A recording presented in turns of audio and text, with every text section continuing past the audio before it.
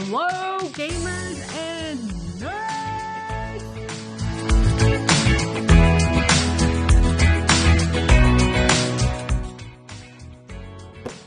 In my hands are the cheapest JBL headset you can buy.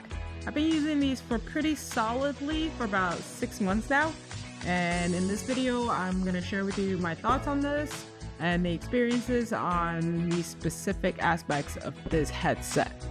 Okay, wired versus wireless headset, wire length in wired headsets, microphonics, which I will explain later, sound quality, microphone audio quality, comfort, and build quality. Before I tell you more about them, let's cue the B-roll.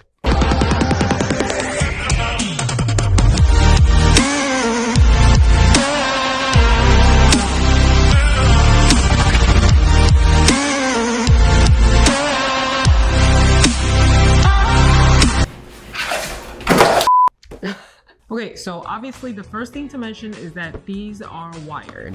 Be able to get up and grab water or a snack, hopefully not to go to the restroom, or at least make sure you mute unless you're really mad at your teammates or something.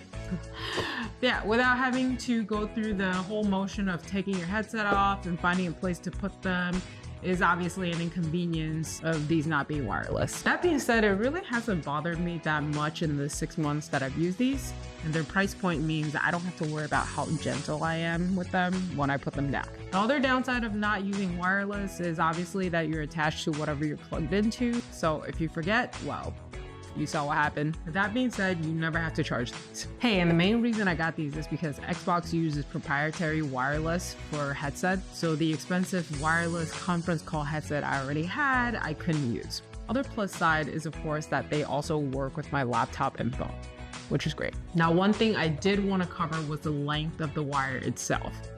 It's pretty short. My old wired gaming headset used to have this really long wire.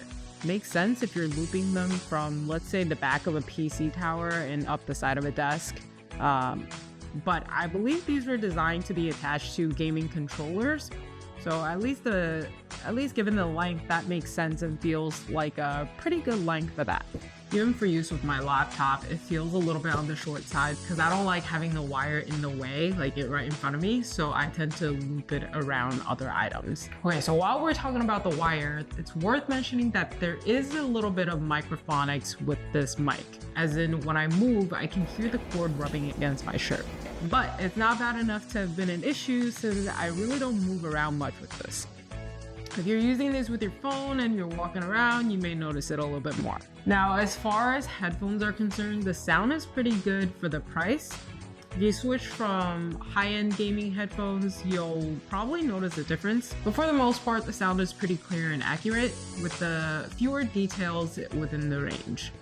I will say that the main issue I have with these versus my in-ear Sennheiser headphones that I have is that with these, I can't really tell which direction footsteps are coming from. So like when I'm playing Apex and I'm inside a building, right, I can't really tell if somebody's above me or below me or like left or right. It just sounds like either they're close or they're far, which is pretty important information. I don't wear these to listen to music, so I really can't comment on that. Though given what I'm hearing, it'd probably be pretty middling for that purpose. Okay, so on to the microphone. It's a detachable boom. I've never detached it since I've plugged it in, but I'm sure it's nice if you wanted to play long hours without having this thing sticking out in front of you. If you're playing like a solo game or something. It doesn't really bother me when I play solo games. I just kind of leave it there, and I'd rather not plug it in and out since, you know, anytime you deal with hardware, right, the more you plug it in and out, the faster it loosens over time, and then you end up with connection issues. So for me, it's just something that I'd rather not deal with, and the mic doesn't really bother me. I love that it's flexible and it stays in whatever position you put it in within reason, right? The description on the Amazon listing says echo canceling technology. I don't really see it on the box. It says detachable voice focused microphone. I'm guessing that's sort of like along the same lines. All I can say is my teammates say, yeah, that's way better when I use these instead of my earbuds. that are more so designed for phones. So, yeah. But as far as testing, the recording seems a little lower quality than the Jabra wireless conference headsets that I have, and it definitely doesn't come close to the Blue Yeti. But different mics, different price points, and different purposes anyway. As far as gaming goes, it is a condenser, so it is pretty sensitive for vocals. And I've not had trouble with comms in the last 6 months, minus when I just forgot to comm in the middle of the fight. Built-in noise mitigation is pretty good, but it does pick up sound pretty easily. And I'm not talking about, you know, when you hear the fuzzy, like, noise in the background that just sound waves bouncing around in the room type of thing. But if you have a stream on while you're playing, it's pretty much impossible to have the volume at a rate where you can hear through the muffling of the headphone cups without the mic picking it up. So not a big issue for the most part. You may have to play with your mic sensitivity settings just to make sure that it's not picking up your keyboard noise, for instance. I mentioned the muffling of the ear cups, so let's talk about those. They're said to be memory foam, but they don't really like memory foam.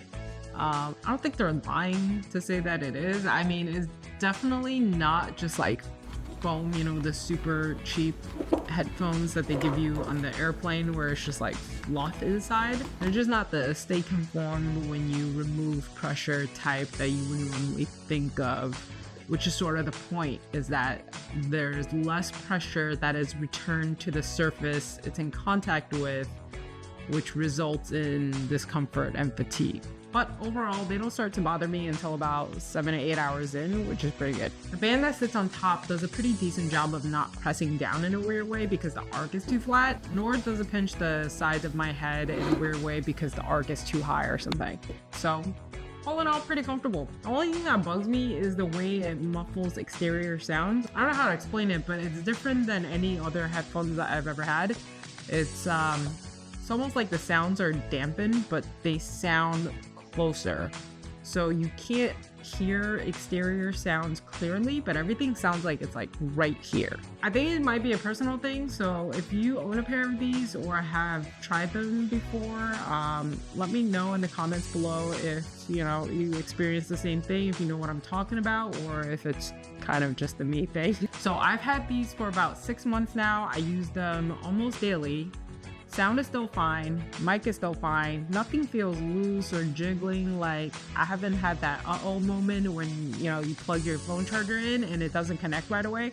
So you can still get it to work, but it could be a day, a week, a month, or you're gonna need a replacement at some point, because every time you plug it in, it's like, is today the day it's just gonna stop working? As you can see, the materials are relatively cheap feeling. It's definitely super plasticky everywhere, and even the design of the seams, etc., it's just not a premium product. But that's perfectly fine because it's not priced as such. And in my opinion, they cut corners in all the right places to ensure that the cost goes straight to audio quality. I mean, look, your top-end gaming headsets that pros use run about $250 to $350 range.